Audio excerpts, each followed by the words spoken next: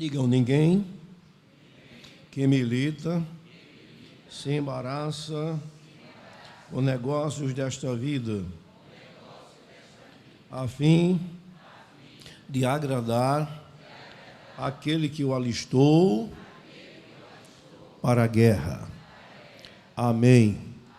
Glorificado seja o nome de nosso Senhor Jesus Cristo para todos sempre. Amém. Meus amados irmãos, pela palavra do Senhor e o texto que nós acabamos de ler, temos a exortação da sua palavra, da palavra do nosso Deus, no tocante à diligência que cada um de nós, os que servimos a Ele, precisamos ter, no sentido de que o nosso viver, ele seja aceito, ele seja agradável ao Senhor. Desde que nós fomos transportados, como diz o apóstolo São Paulo, do reino das trevas para o reino do Filho do seu amor, em quem nós temos a redenção pelo seu sangue, e por isto ele nos fez idôneos para participar da herança dos santos na luz. Há todo um cuidado dos servos do Senhor para viver de forma santa, de forma pia, de forma agradável ao nosso Deus. Essa é, sem sombra de dúvida, a nossa maior preocupação e o maior objetivo da nossa vida. Porque se estamos bem com o nosso Deus, as demais coisas vêm na esteira, meus amados irmãos, do sucesso, da aventura, não é? Quando tudo começa pelo Senhor, o restante dá certo.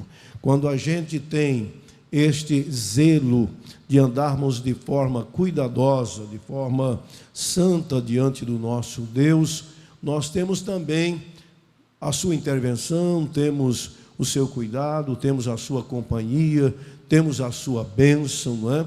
Nós não podemos viver à margem desse cuidado. Somos o que somos, temos o que temos, e a esperança que domina o coração de cada um de nós, exatamente porque nós temos um Deus 24 horas ao nosso lado. Não podemos viver sem a sua companhia, não podemos viver sem o seu cuidado, não podemos viver sem a sua proteção.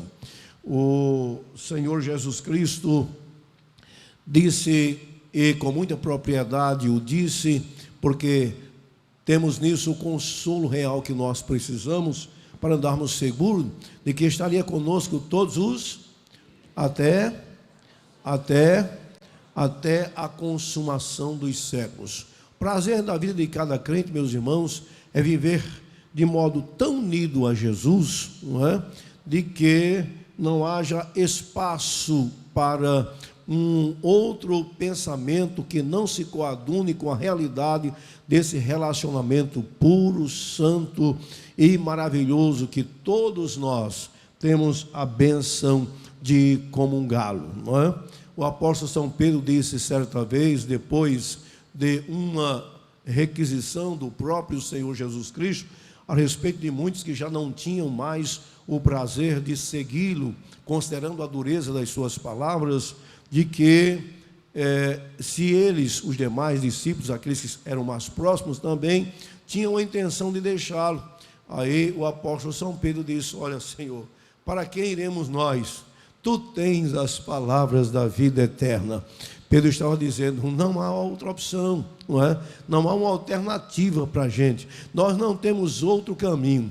A gente só tem, meus amados irmãos, um objetivo, e o objetivo principal da nossa vida é viver com Jesus, viver para Jesus e agradar a Jesus sob qualquer aspecto ou condição da nossa vida, porque sabemos que disso redunda em bênçãos para a nossa vida, não é? O apóstolo São Paulo, ele considerou que a mola mestra da sua vida era o seu intenso desejo de conhecer a Jesus mais e mais. Ele afirma isso no capítulo 2, versículo 10 da Epístola aos Filipenses. No capítulo 2, esse mesmo capítulo, versículo 8, ele diz que considerava todas as coisas que o cercavam como que sem valor. E por que ele dizia isso? Porque, olha, depois de Jesus não tem nada mais importante que eu possa anelar, que eu possa desejar. Minha maior aspiração é Jesus, meu maior desejo é Jesus, a minha maior aspiração é o Senhor Jesus. De modo que ele diz assim: deverás considerar tudo como perda, pela sublimidade do conhecimento de nosso Senhor Jesus, por amor do qual eu perdi todas as coisas e as considero sem valor para ganhar a Jesus. Olha, se eu tiver Jesus, disse ele, o resto é resto. Se Jesus estiver comigo, as demais coisas perdem a sua importância. Se Jesus é o meu Senhor, é o meu comandante, é o meu guia, é o meu protetor, é o meu orientador, é a minha esperança, é a minha fé, é a minha vida, é o meu caminho, é o meu anelo, olha, as demais coisas, pode ficar certo que nada chega perto do valor da presença, da companhia deste Senhor amável que um dia eu abracei. E para isso, meus amados irmãos, havia toda uma diligência, como há de todos aqueles que servem ao Senhor, de modo que possamos agradá-lo em tudo, não é? Servir bem ao Senhor. No texto que nós lemos, nós vamos encontrar essa disposição. A disposição que deve ser a linha de pensamento, que deve ser o princípio mais importante da vida de quem serve ao Senhor, que é agradar a Deus. Por quê? Porque quando nós agradamos ao Senhor, nós temos a certeza de que as demais coisas concorrerão para a nossa felicidade, para a nossa segurança. Sim ou não, meus irmãos? Se estamos bem com o Senhor, a gente não se preocupa com as demais coisas. Um dia, o servo de Deus, Moisés, ele sentenciou nesse sentido, não é? Quando conversava com o pai, quando dialogava com o pai, depois de também requerer do Senhor a sua presença, porque Deus estava insatisfeito com o povo pelas atitudes tresloucadas que eles tomavam no curso da caminhada no deserto, de modo a esquecer aquilo que o Senhor havia feito e abraçar um caminho divergente, não é? Um caminho paralelo àquilo que o Senhor os havia ensinado, até de admitir outras divindades para que pudessem invocar. E por conta disso, Deus se manifestou totalmente averso a continuar com o povo por conta daquela atitude. Ele disse que não iria mais com eles, está lá no capítulo 33 do livro do Êxodo, não é? E diante daquela escusa do Senhor de continuar caminhando com o povo, Deus disse a Moisés, não é, que não iria mais no meio do povo, mas mandaria um anjo para estar com ele, porque não havia possibilidade de continuar andando com o povo ou oferecendo a sua presença a um povo que aqui e acolá virava as costas para o Senhor. Moisés já achou aquela palavra tão dura, não é? Porque a segurança de Moisés era a certeza de que Deus estava com ele. Era a certeza de que Deus estava com a sua mão estendida, guiando o povo, protegendo o povo, dando vitória ao povo sobre os obstáculos, sobre os empecilhos, sobre as oposições, a caminhada deles na direção da terra que o Senhor os havia prometido. Diante daquilo, Moisés disse: olha, Senhor, se a tua presença não for conosco, então terminou a nossa jornada. Deixa a gente morrer aqui, deixa a gente ficar aqui, deixa a gente aqui mesmo, nós vamos esperar o que pode acontecer. Agora, eu não quero dar um passo sequer sem a tua presença, Senhor. É exatamente a tua presença que nos faz diferente de todos os povos da face da terra. É a presença do Senhor, a glória do Senhor, o poder do Senhor, é a operação de maravilhas do Senhor no nosso meio que dá toda essa segurança para que nós possamos caminhar na direção que o Senhor tem apontado. Agora, se o Senhor não vai, não dá para a gente continuar. Então, meus irmãos, para quem serve ao Senhor, o grande prazer é a certeza do Senhor, ou a certeza da presença do Senhor na sua vida, não é? Como é bom dizer que Deus está comigo. Como é bom a gente se consolar com essa verdade, o Senhor não me deixa. Como é bom a gente sentir o calor da presença do Senhor na nossa vida. Eu às vezes fico meditando na responsabilidade que Josué teve quando ele recebeu a incumbência de suceder Moisés, não é? A Bíblia diz que e nós todos sabemos que não era uma tarefa simples, porque o próprio Deus já havia definido o povo como um povo de dura, como um povo de dura serviço, não é? Ora, e era exatamente esse povo que Josué iria continuar guiando, não é? Sendo o novo líder deles. Não era uma tarefa fácil, mas Deus se antecipa, meus amados irmãos, porque Deus tem negócio com quem lhe agrada. Deus tem negócio com quem faz conta dele. Deus tem negócio com quem pensa nele de dia e de noite. Deus tem negócio com quem o ama, com quem lhe é fiel, com quem lhe é aprazível, não é? Quando alguém consegue demonstrar isso diante do Senhor, ele tem toda uma possibilidade de ser bem-sucedido diante de todas as situações, ainda que tenha que enfrentar, e isso é natural, porque todos nós temos a consciência de enfrentarmos oposições nesta vida, mas elas não serão suficientes para fazer perecer nem ferecer a nossa fé. Por quê? Porque o que está conosco é maior do que todas as coisas que possam cercar a nossa vida. Não é verdade, meus irmãos? No Salmo 27, nós vamos encontrar o salmista Davi dizendo o seguinte: o Senhor é a minha luz. Abram a Bíblia. É bom abrir a Bíblia. Eu não vi quase ninguém abrir a Bíblia. Não fique olhando só para mim, não, porque é melhor olhar para a Bíblia. Amém? O Senhor é a minha luz. Escuta o que é que ele diz a quem? O Senhor é a força de quem? De quem me recearei. Ora, quem estava dizendo isso era acostumado a ver a intervenção sobrenatural de Deus na sua vida. E também era alguém acostumado a uma vida de constante beligerância, de enfrentar inimigos, não é? De enfrentar grandes exércitos. Mas ele dizia: olha, eu não me preocupo com essas coisas, porque quem está comigo me dá força, me dá coragem, me dá auxílio, me dá tranquilidade, me dá segurança, e se ele está comigo, está tudo bem.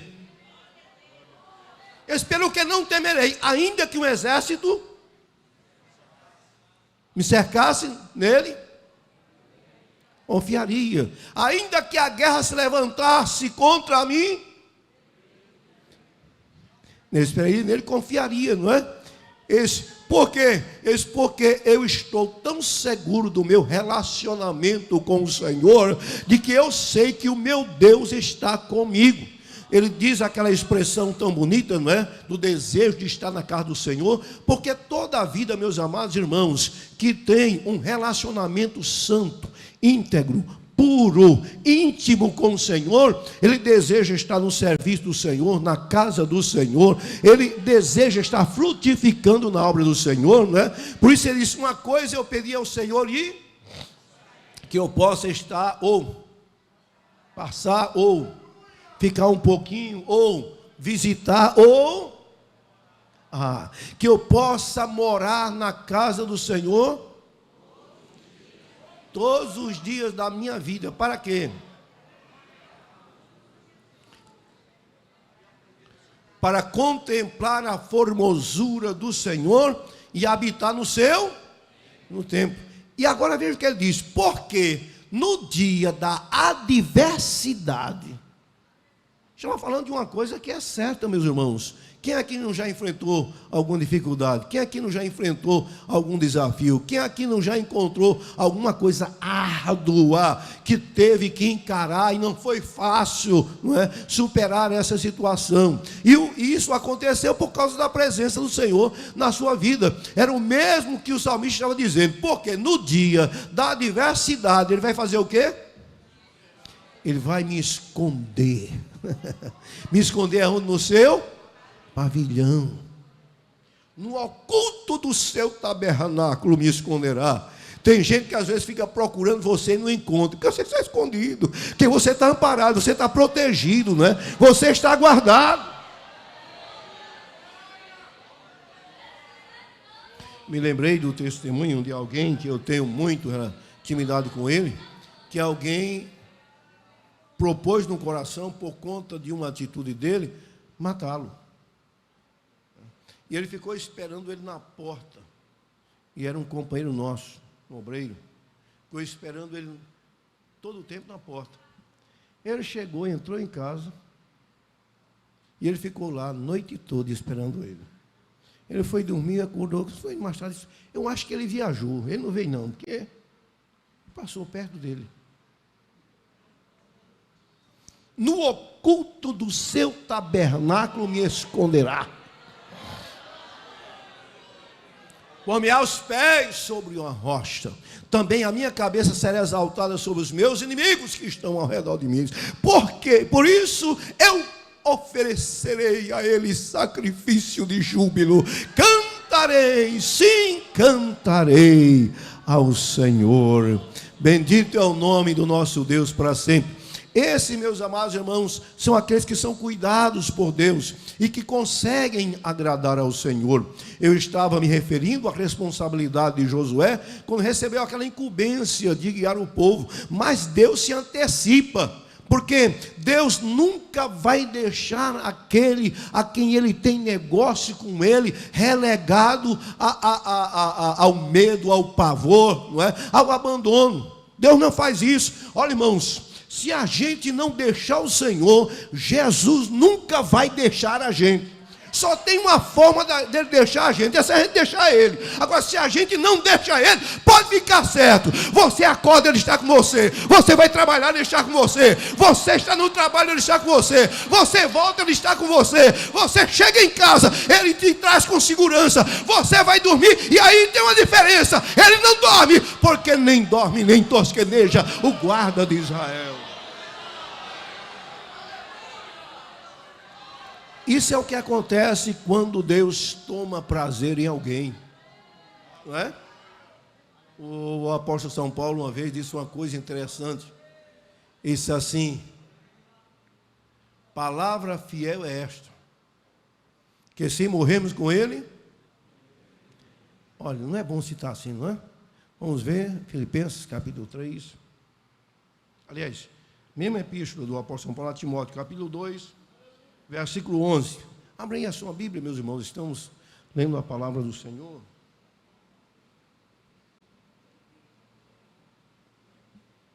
Segunda epístola a Timóteo, capítulo 2, versículo 11. Às vezes eu falo um pouquinho correndo para dar tempo, né? Porque senão não dá tempo, porque o tema é tão curto, né?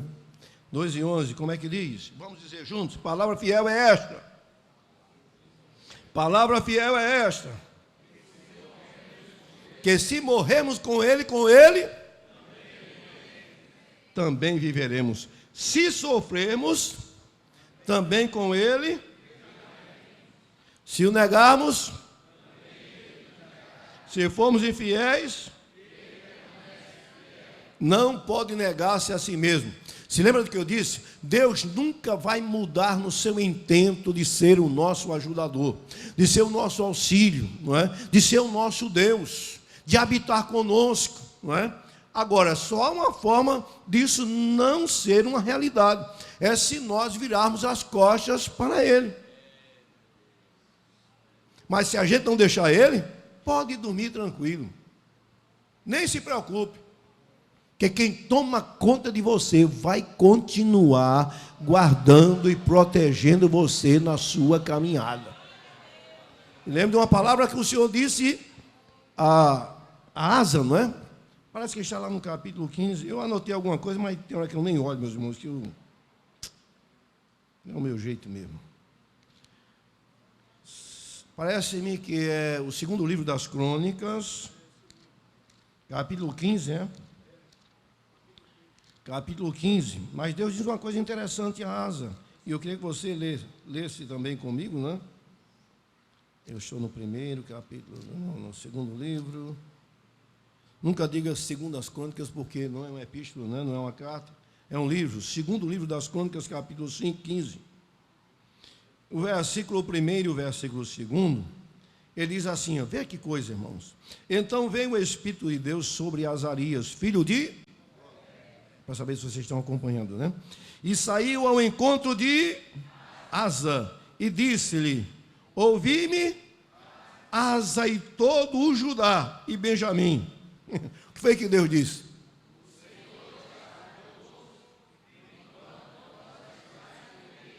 Se o buscardes, o acharei. Porém, se o deixardes, vos deixar. Isso é tão sério, meus amados irmãos. Isso é tão sério que todo crente devia meditar nisso aqui de dia e de noite. Não é? E nunca querer, jamais, optar pela decisão de afastar-se do Senhor um momento sequer. Irmãos, nós só somos o que somos sob o cuidado e proteção de Deus. Se a gente resvalar o pé e deixar o Senhor, somos uma presa fácil para o adversário, somos uma presa fácil para o mundo, somos uma presa fácil para o pecado. O que nos dá diferença é essa graça do Senhor Jesus na vida da gente, é a presença do Senhor Jesus na vida da gente. Você é respeitado pelo inferno por causa da presença do Senhor na sua vida. Não somos super-homens, nem somos super-mulheres. Nós não somos super-criaturas. Nós somos pessoas dependentes de Deus 24 horas por dia. Jesus chegou a dizer, e vocês conhecem muito bem o que ele disse assim, olha, sem mim,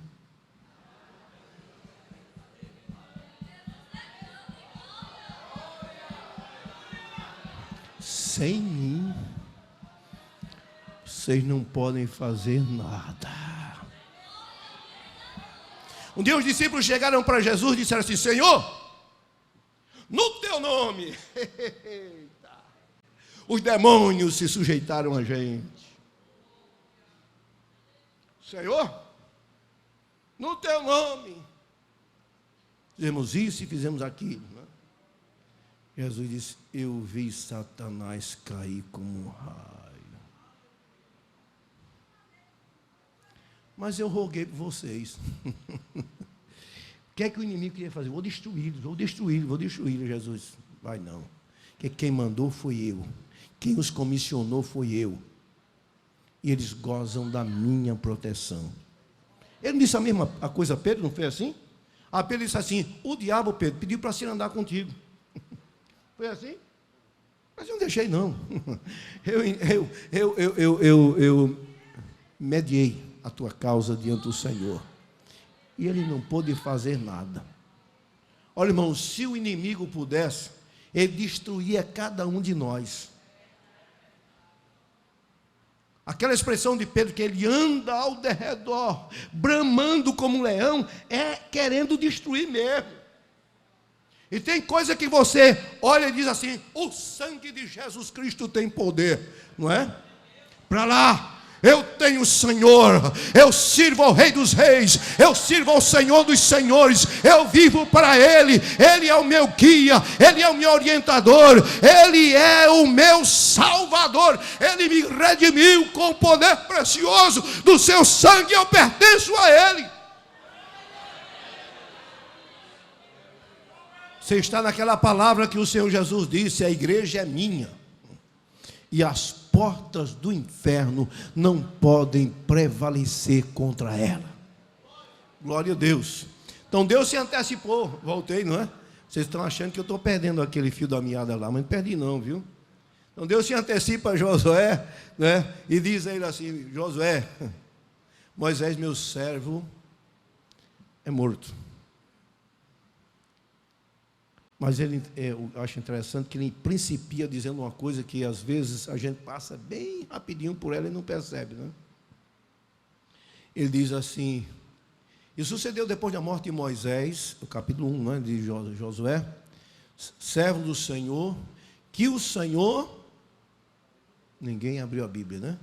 Que o Senhor falou a filho de, servo de.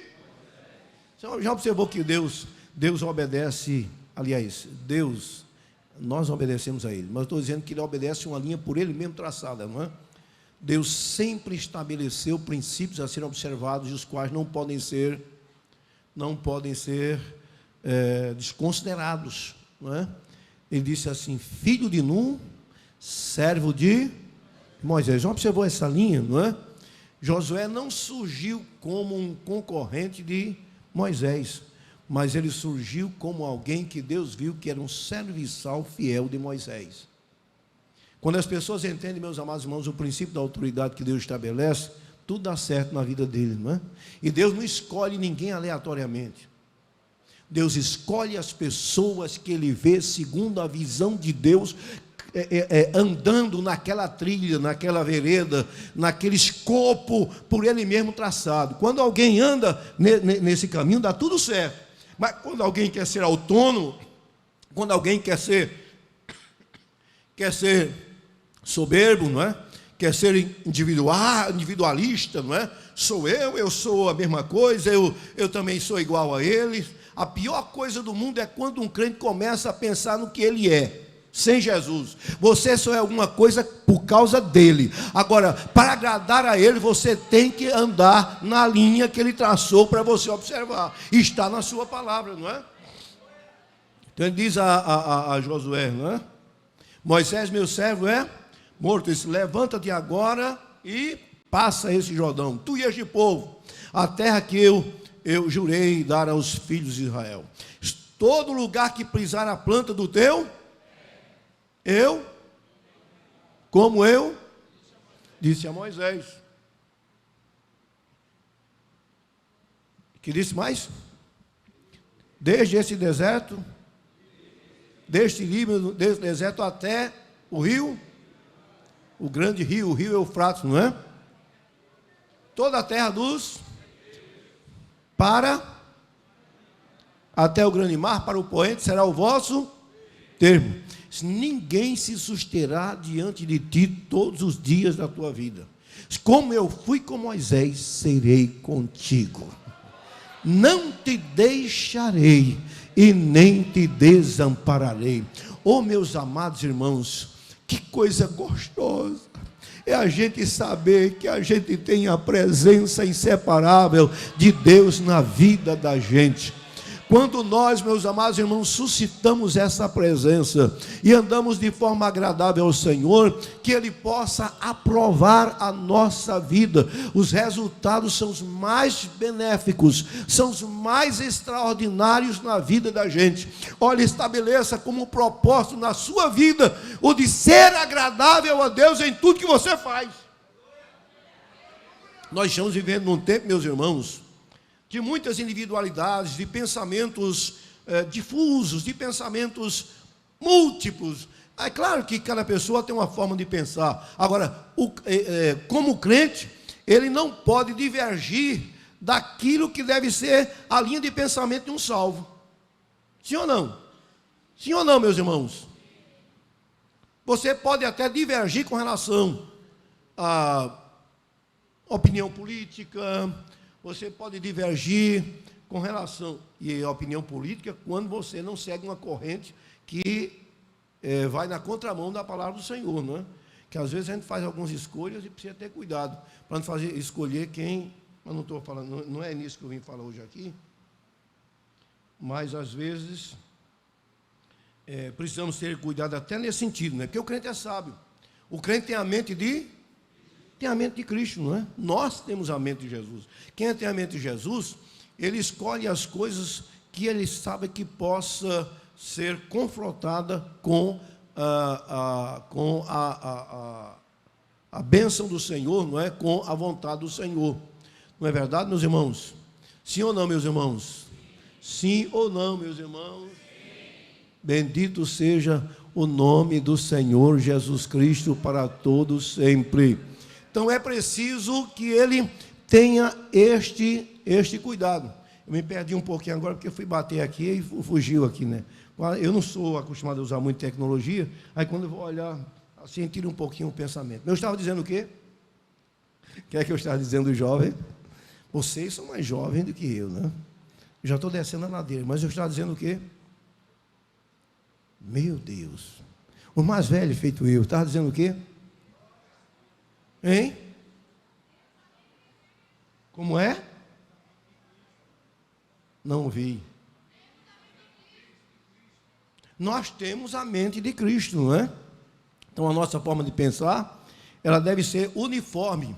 Uniforme quando nós temos que invocar o que estatui a palavra do Senhor. Nesse aspecto a gente não pode pensar de forma diferente, não. Você pode ter escolha gosta de uma cor, o outro não gosta de uma cor, não é? Você acha bonito aquele carro, aquele acha aquele outro. Agora, quando a gente fala, irmãos, sobre princípios, aí não tem como a gente divergir.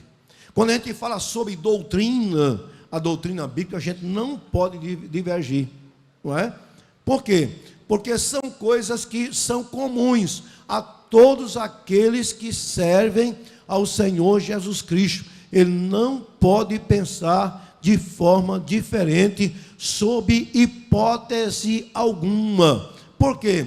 Porque senão ele vai destoar do corpo. E corpo não funciona, meus amados irmãos, sem estar atuando de forma harmônica, não é? Cada um cumpre o seu papel, mas para o mesmo sentido. Quando a gente começa a ouvir gente assim, olha, ele pensa assim, mas eu não penso dessa maneira, é muito ruim. Porque como igreja, a gente só tem um objetivo.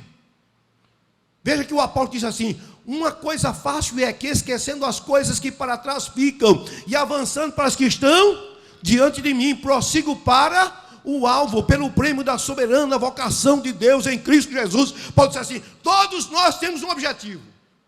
E esse objetivo, ele é um só. Ele tem um só padrão, ele tem uma só apresentação, ele tem um só formato, ele tem uma só linha. E não adianta alguém dizer que a forma é diferente, porque não há. Porque senão não chega, não alcança o alvo, né? Não alcança o objetivo. Quando às vezes alguém vai dar um conselho para alguém e diz assim, eu não acho que isso é pecado, né? Eu acho que isso é uma besteira. Eu acho que isso não é nada demais. Irmãos, se a gente tiver tempo, nós iremos falar um pouquinho a respeito disso mais adiante. Nós estamos vivendo num tempo, meus queridos irmãos, em que a gente precisa ter uniformidade de pensamento de acordo com o padrão escriturístico. Eu não tenho opção de estabelecer um modo próprio de viver como crente.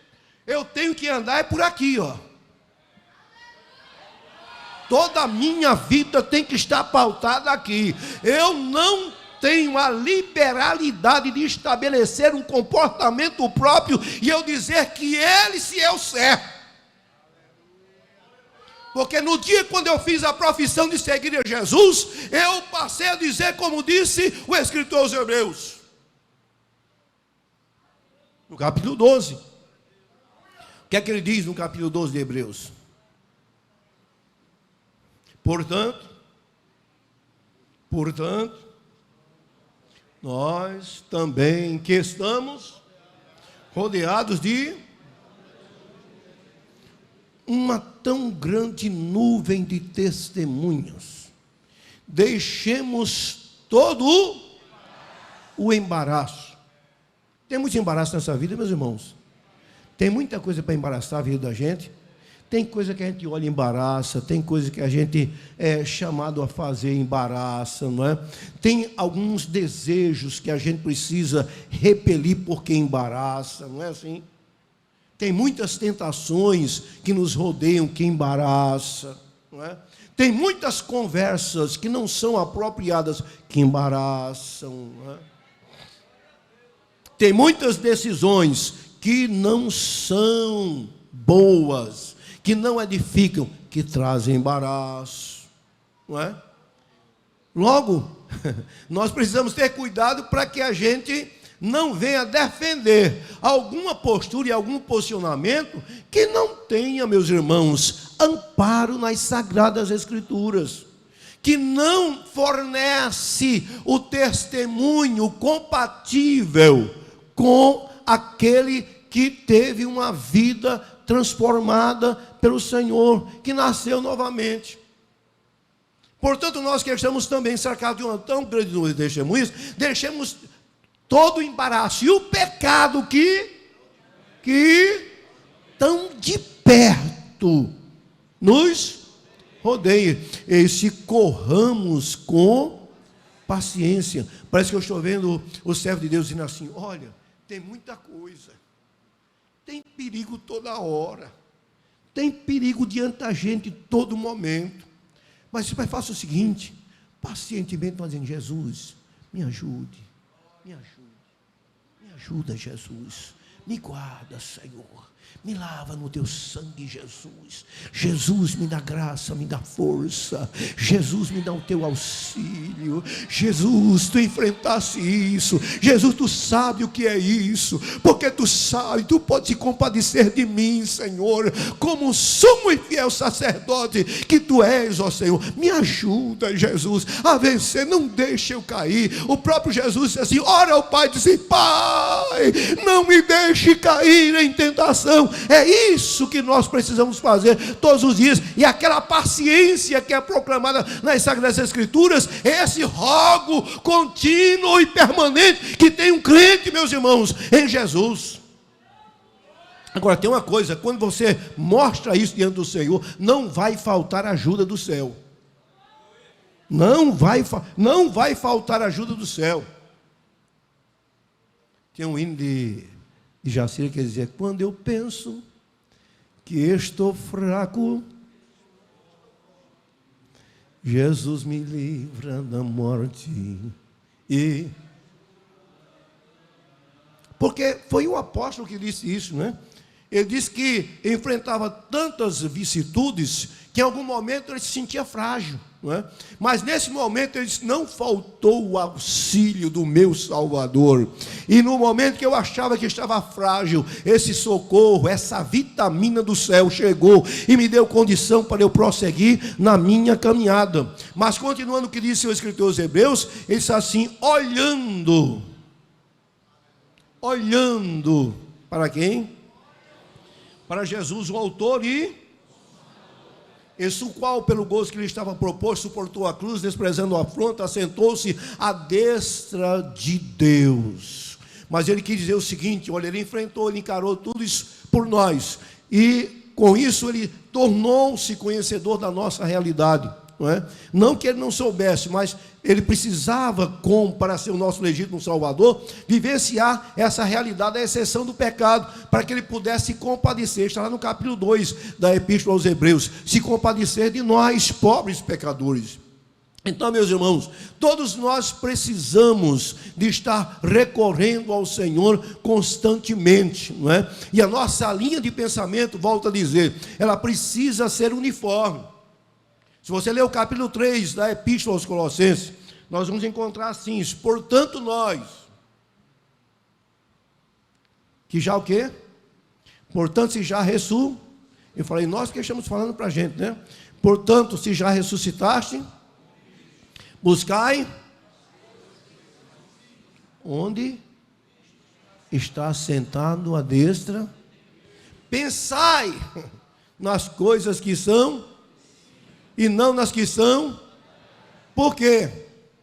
Porque já estáis, e a vossa vida escondida com Cristo em Deus.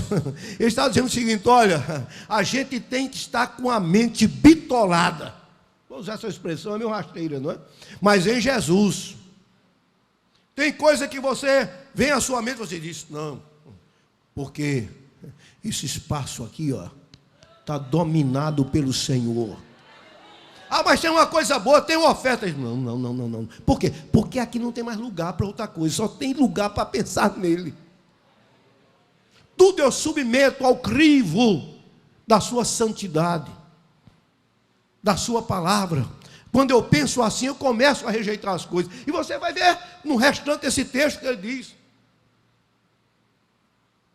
pensai nas coisas que são de cima e não nas que são da terra, porque já estáis mortos, e a vossa vida escondida com Cristo em Deus. E quando Cristo, que é a vossa vida, se manifesta, para quem agrada a Deus, o intenso desejo de Jesus é vir buscar a gente para estar com Ele. Quando Ele se manifestar, então vós vos manifestareis com Ele em glórias. Portanto, mortificai. Quem quer agradar a Deus, meus amados irmãos, ele tem que necessariamente matar, não é? Destruir, tornar inócuo, inutilizar a ação de alguma coisa que possa comprometer a sua vida com Jesus. A expressão ali é essa mesmo, não é? Mortificai, pois, os vossos membros que estão sobre a terra. E o que é isso, ele diz? Diga. A prostituição, a impureza, o apetite, até para os glutão, né? O apetite desordenado, a vil concupiscência. Isso é uma palavra meio complicada, né? Você escuta muitas pessoas dizer concupiscência, não é isso? Mas a gente está no culto de ensino, né? Está no culto de ensino, né, meus irmãos? Então vamos dizer concupiscência. Concupiscência. Dá uma travada na língua assim e bate no pis. Aí sai bem direitinho, né? A vil concupiscência e a que é... Já pensou? Paulo está dizendo o seguinte, olha... Quem é crente não pode mais se submeter à prostituição. Quem é crente não pode mais ser impuro. Quem é crente não pode mais utilizar-se do expediente, não é? Da avareza, da vil concupiscência, do apetite desordenado, da idolatria, porque a avareza é idolatria. Isso por quê? Porque essas coisas trazem uma maldição de Deus sobre a vida, um julgamento de Deus sobre a vida dos tais. Pelas quais coisas ele diz, vem a ira de Deus sobre os filhos da desobediência. Mas nós não somos uma filha da desobediência. Nós fomos chamados para uma realidade santa, pura, abençoada com o nosso amado Deus. De lá nós saímos. Essas coisas não têm mais projeção na vida da gente, porque nós temos agora uma vida gloriosa ao lado do nosso amado Salvador. Você é feliz com Jesus? Você é feliz com Jesus? Você é feliz com Jesus? Amém. Tem enfrentado dificuldade? Tem enfrentado? Eita, aqui não tem não, graças a Deus. Eu pensei que só era eu, não. Hein, irmãos? Tem enfrentado dificuldade? Mas você não está só não. Você não é filho sem pai, não. Tem alguém que cuida de você, que às vezes você nem vê, às vezes você nem vê, mas Ele está lá. Jesus não mente, Jesus nunca mentiu. Quando Ele diz que está, Ele está mesmo. Está agradando ao seu Senhor, não está fazendo coisas que o entristeçam, não está fazendo alguma coisa que lhe deixe aborrecido com você. Se não está acontecendo isso, meu filho, fique tranquilo, não é? Aquele desejo, aquele projeto, aquele sonho, Deus vai realizar. A Bíblia diz, deleita-te também no Senhor, e Ele concederá o que deseja o teu coração. Vai acontecer? Vai acontecer. Sim, vai ser hoje, vai ser amanhã, mas vai acontecer.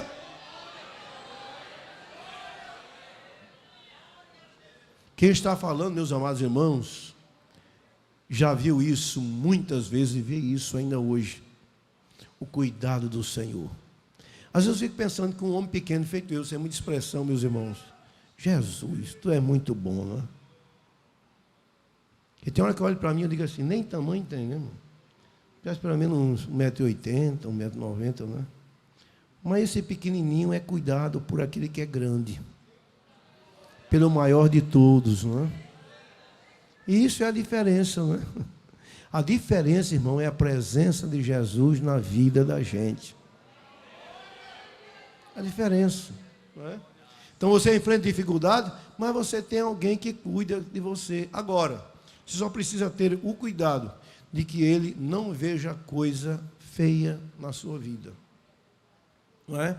Porque muitas vezes, irmão, a gente retarda alguma coisa na vida da gente por conta de alguma falta de cuidado. Não é? Por quê? Porque nós servimos a um Senhor que Ele contempla a gente todo instante. Não dá para se esconder dele. Ninguém consegue se esconder dele. Interessante que um dia eu vi uma pessoa, eu estava avistando ele de longe, e eu vi que ele estava procurando se esconder de alguma coisa. Porque ele fazia assim, ó. E eu olhando para ele lá. Eu estava olhando, né? Agora imagina o senhor, né? Aí eu disse comigo, ele só está se esquecendo de fazer assim, ó. Não é, irmão? Só faz assim, ó. Mas quer se fazer assim. Aí não tem jeito, né? Um dia Deus disse ao profeta Jeremias assim, olha, sou eu apenas Deus de longe? Deus, Senhor, e não também Deus de perto? Esconder-se alguém em esconderijos que eu não possa ver? Eu não eixo os céus e a terra? Eu me lembro do que disse o salmista, né? Eu citei o salmo, Jeremias 23, 24, né? Mas eu me lembrei do que disse o salmista. Senhor, tu me sondaste e me... Tu conheces o meu assentar e o meu, e sabes todos os meus passos, né? E sem que haja uma palavra, para ser correto, né? Porque senão vocês vão dizer que eu pulei, não é? Se tu me sondaste, tu me conheces, não é? Tu conheces o meu assentar e o meu deitar. Sabes todos os meus pensamentos. Cerca o meu andar e o meu levantar. E conheces todos os meus passos. Sem que haja uma palavra na minha boca. Mas, irmãos, isso é profundo demais, irmão. Tem coisa que você tem que pensar 2 vezes antes de falar. Porque Deus já viu o que é que você vai dizer. Às vezes tem alguém que diz assim, Jesus, me ajuda. Mas me ajude mesmo, não diga não. E se arrependa do que ia dizer. Ainda diga assim, Senhor, eu pensei nisso, mas me perdoa, Senhor. Não diga não. Não é? Tem gente que olha para outro, né? E assim, meu Deus, perdi o dia. Lá vem. Quando eu vejo aquilo ali, meu Deus. Irmãos, o crente tem que andar livre de todas essas coisas, irmão. Olha, irmãos, o coração da gente não é depósito de ressentimentos, de maldades, de julgamentos, de difamação, de calúnia. É claro que o coração é de onde parte todas essas coisas. Mas a gente precisa vigiar. Quem quer andar de modo agradável àquele que o alistou para a guerra, precisa vigiar continuamente a sua vida. Não alimente. Olha, toda pessoa que alimenta ressentimentos, raivas, ódio, não vive bem. Não vive bem. Porque Jesus uma vez disse assim, se o Filho vos libertar, como é que a gente anda livre, cheio de bagulho, irmão? Cheio de raiva, cheio de ódio, cheio de indiscriminação, cheio de acepção. Gosto daquele, mas não gosto daquele outro. Aquilo ali não, mas aquele ali é meu irmão. A gente não pode andar com esses penduricalhos, não, irmão. A gente tem que andar livre. Ande livre. Ande livre. Você vai dormir bem, você vai viver bem, você vai orar bem. Até quando você vai orar, você diz, Pai. Você vai chorar, você vai se alegrar, você vai sentir a presença do Espírito Santo, você vai receber dons, você vai profetizar, Deus vai lhe usar, você vai ser instrumento das mãos do Senhor, mas precisa estar livre. Precisa estar livre. Precisa estar livre.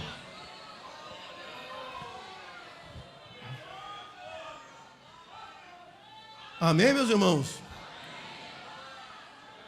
Por que, irmãos?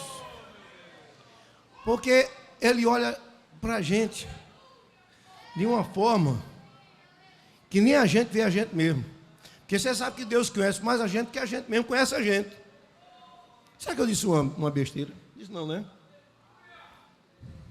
Deus conhece você mais do que você conhece a você mesmo. Que a maior bobagem que eu escuto alguém dizer assim, eu me conheço. Não conhece nada. Quem te conhece é o Senhor. Nem diga que você conhece, não. Às vezes alguém está julgando outro assim, mas como é que fulano fez um negócio daquele? Olhe por você. Peça misericórdia a Deus para você não fazer a mesma coisa ou fazer pior. Paulo disse até que quando alguém for surpreendido em alguma falta, você que é espiritual, conduza com mansidão.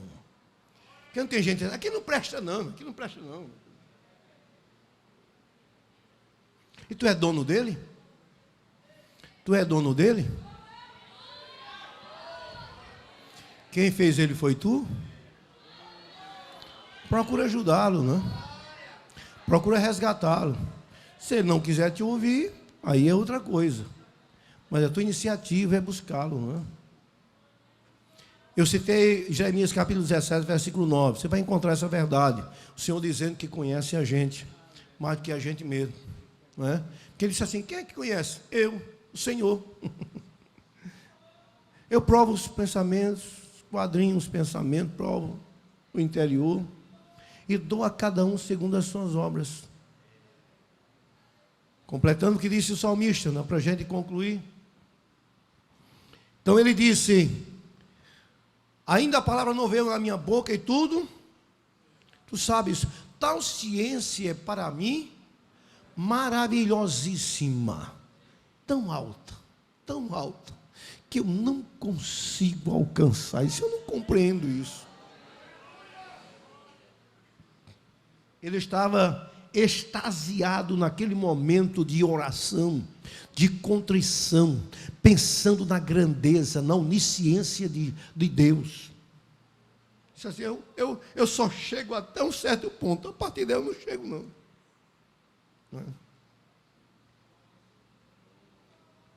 Por isso ele disse assim, para onde me irei do teu? E para onde fugirei da tua?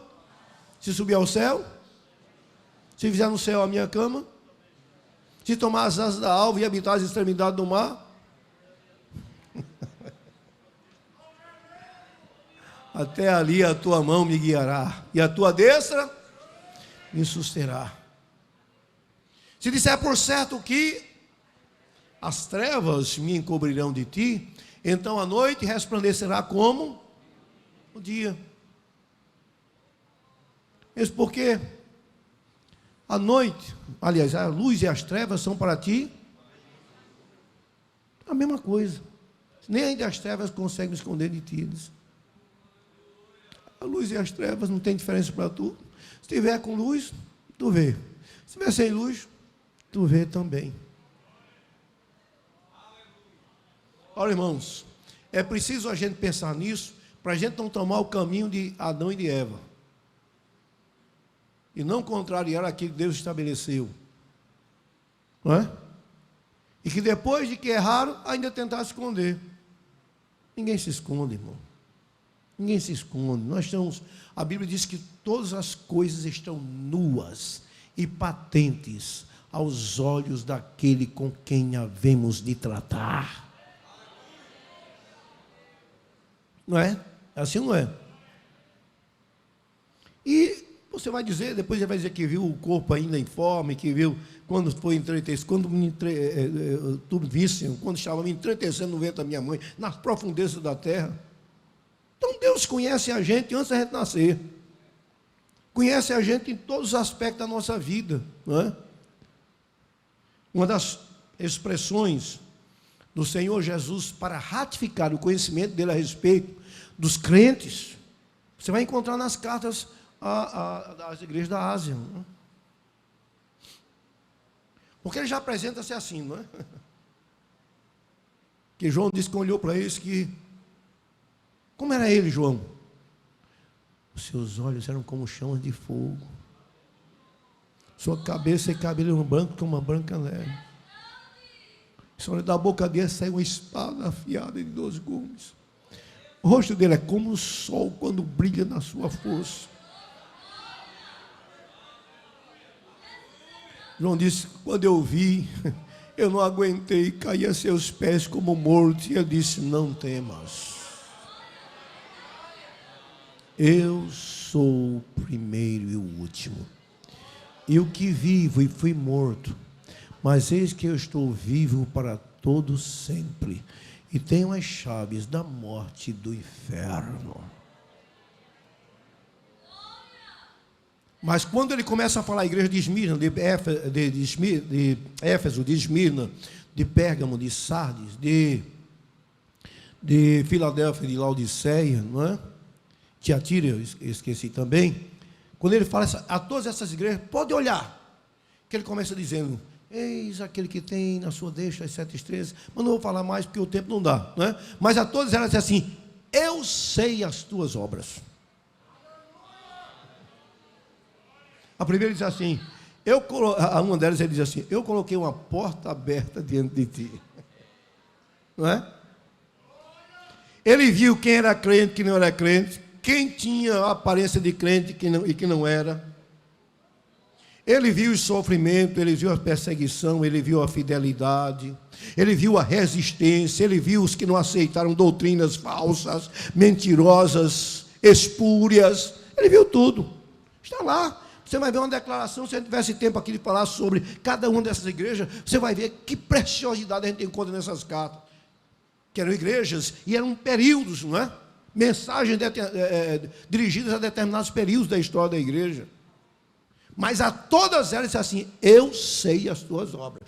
Quem está falando para você é quem lhe conhece, que sabe o que você fez, sabe o que você pensa, sabe o que você quer, sabe o que você deseja. Sabe se tu tem fé, se tu não tem fé, se tu é temente, se tu não é temente, sabe de tudo. Por isso mesmo, meus irmãos, é que nós, eita Jesus, como disse o apóstolo, não é? E se alguém milita,